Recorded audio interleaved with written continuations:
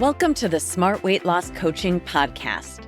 I'm Dr. Lisa Olson, a board-certified weight loss medicine specialist and certified life coach. In this podcast, I'll share fresh insights and effective techniques for incorporating mindset, habit change, and proven science into your life. Are you ready to achieve sustainable weight loss, wellness, and longevity? Then let's jump in and lose weight the smart way. Welcome back. Today we're going to talk about protein. I've noticed that protein is something people feel strongly about, and you may hear people in both camps. Those who say we're getting plenty of protein, in fact, much more than we need, and others who say we should double or triple our protein intake in order to fuel our muscles and help regulate appetite. So who's right? Let's dig in and find out. You may be wondering, what exactly is protein and why does it matter?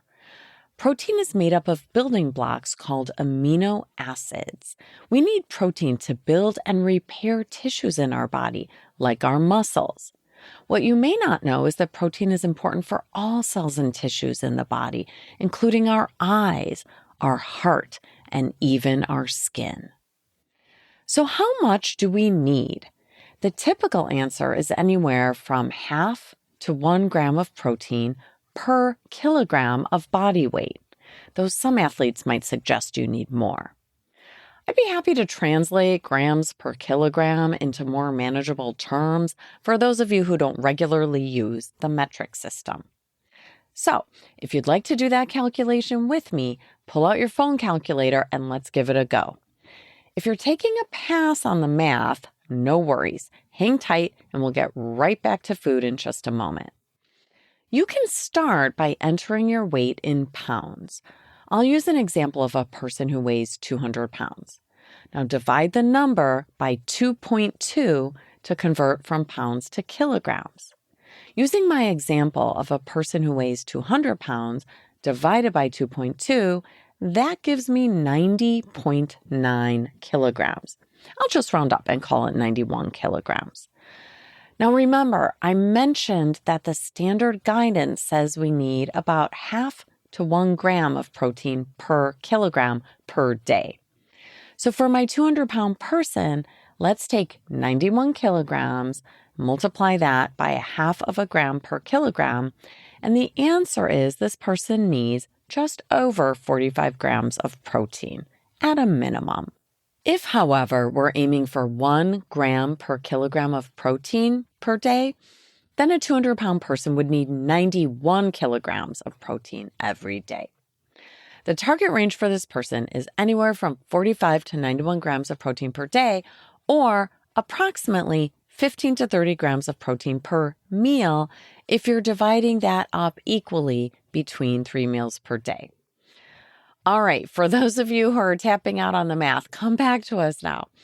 The average American is currently eating about 100 grams of protein, which should be more than enough by any standard.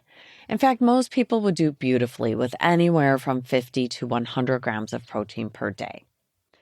So if most of us are getting enough or more than enough protein, why is it so popular to push hard on protein for weight loss? It's not because we have dramatic new data about protein that says we need more. To some extent, the protein buzz is more about what's trending in food marketing than any magical new benefit of protein in our diet. Keep in mind that high-protein ice cream is still ice cream. Adding protein doesn't change it from a dessert to a health food. Here are a few fun facts about protein that might inspire you to pay attention to how much and what kind of protein you eat. First of all, did you know that after metabolic or bariatric surgery, we instruct people to eat their protein first at each meal because it's the most important nutrient for their healing and their health? After finishing their protein, we have them tackle their vegetables, then fruits, then healthy fats, and if there's any room left, they can add in some more carbs. But often, people are full enough from the protein and veggies that they stop there. and that's a helpful part of losing weight after weight loss surgery. We might all consider turning our focus toward protein and produce first. I find that's helpful for weight loss. It's not that carbs are forbidden, they're really not. But when we lead with protein and produce, we fill up on the most critical nutrients to fuel our body. Here's another fun fact. Front-loading our protein helps us eat healthier and helps us to eat less throughout the day. We're much less hungry later in the day when we have a high-protein breakfast. In contrast, having a high-carb breakfast, like muffins or cereal or bagels, will leave us feeling hungrier as the day goes on. So if you're working on weight loss, focus on foods higher in protein and lower in carbs in the morning. Eggs are an obvious choice, coming in at 6 grams per egg. You might also consider plain Greek yogurt with some fruit, nuts, and seeds. A serving of Greek yogurt contains an impressive 15 grams of protein. Steel-cut oats are my favorite this time of year, and they'll provide 5 grams of protein per serving, plus more if you top them with some nuts, seeds, and fruit. People love to debate the right kind of protein for optimal health. This is where I encourage you to let common sense prevail. We all intuitively understand that a burger is less healthy than grilled fish or lentils, but it also stands to reason that a burger made from grass-fed beef without hormones or antibiotics is a healthier burger than one made from cows who never got out to pasture and who eat unhealthy foods themselves. Here are a few other things to consider.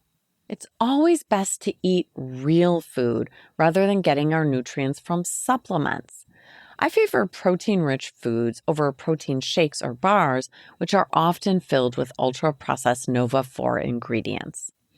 It's not a win to get extra protein if you get it along with a bunch of chemicals. Read the ingredient list of your protein source to be sure you're not being fooled by a package that makes the food seem healthier than it is. Vegetarians and vegans can easily get enough protein. There are so many healthy sources of protein that we can find in plants.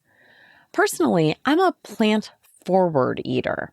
I'm not fully vegan or vegetarian, but I aim for more plant sources of protein than animal sources.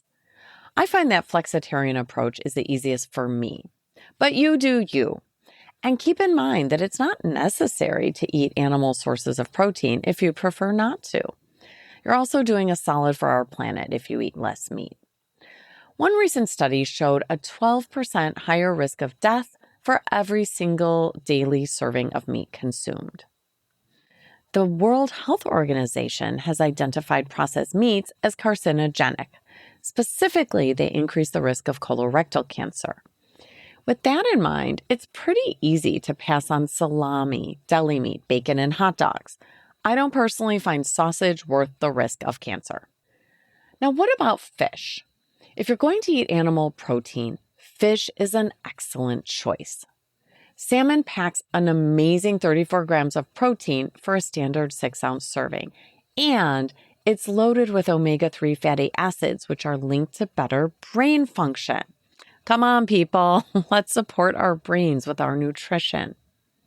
If you've never seen the movie The Game Changers, check it out. I believe it's still on Netflix. It's about elite athletes who follow a plant-based diet. You'd be astonished at the strength and speed of these folks. I like to think about protein on a spectrum. For our health, it's not a bad thing to reduce our animal protein consumption. If you're a big red meat eater, you may want to try having chicken, fish, or eggs one night a week instead. If you're already a chicken eater, how about trying fish once or twice a week and adding in meatless Mondays? Let's look at what kind of plants contain protein. Here are some you might like to try. Lentils, chickpeas, including hummus, which is made from chickpeas and delivers 17 grams of protein in just 3/4 of a cup. Use carrot sticks to scoop up your hummus and you have a delicious, healthy, protein-rich snack. How about edamame, which is a form of soybeans still in the pod? I like to microwave it with water and salt, then drain it and eat the beans. Don't eat the pod, though. It's not like a sugar snap pea. But you'll get a hearty 16 grams of protein in 1 cup of edamame. In fact, beans of all varieties are a fantastic source of protein and fiber. Other protein-rich foods include nuts, seeds, and tofu, which is made from soybeans, just like edamame. Okay, friends, it's time to think about your NBA, your next best action. Maybe you want to start with a protein audit and actually count up the grams of protein that you eat in a typical day. I don't find it necessary to keep track of this regularly, but doing it for a few days can give you insight into whether or not you're selecting high-quality protein in a reasonable amount. Another terrific MBA would be to embrace Meatless Mondays and learn to make some protein-rich plant-based meals. Thanks so much for listening. If you'd like more support during your smart weight loss journey, check out our group coaching program at smartweightlosscoaching.com. Until next time, stay well and stay smart.